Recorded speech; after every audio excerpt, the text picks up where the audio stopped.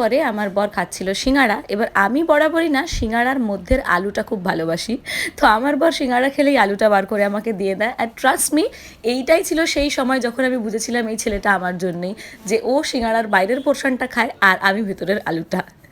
আর তারপর একটা মিষ্টি খেয়ে নিলাম আর চলে গেলাম দোকান। তো দোকানে চলে এসেছিলো কিছু মাল, যেগুলো আমরা সেট আপ করছিলাম, ওই জন্য দেখো চারদিকটা কীরকম ছড়ানো রয়েছে। তো চটপট গুছিয়ে নিলাম, কারণ এরপর কাস্টমার আসা শুরু হয়ে যাবে।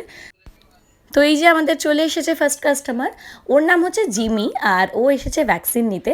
আর দেখতেই পাচ্ছ কি মিষ্টি একটা টি শার্ট পরেছে, কিছুদিন আগেই আমাদের দোকান থেকে এই টি শার্টটা ওর দাদা ওর জন্য কিনে নিয়ে গেছিলো। এমনিতে কিন্তু খুবই মিষ্টি, খুবই শান্ত, তবে একটুখানি সাসপিশিয়াস হয়ে তাকাচ্ছিল আমাদের দিকে, কারণ ও বুঝতে পারছিল মনে হয় যে ওকে এবার ইঞ্জেকশন খেতে হবে। ওর নেলসগুলো একটু বড় হয়ে যাওয়াতে চটপটোগুলো কেটে আমরা বেরিয়ে পড়লাম দোকান থেকে। আর বেরিয়েই মনে পড়ে গেল যে নলেন গুড়ের রসগোল্লা চলে এসেছে মার্কেটে।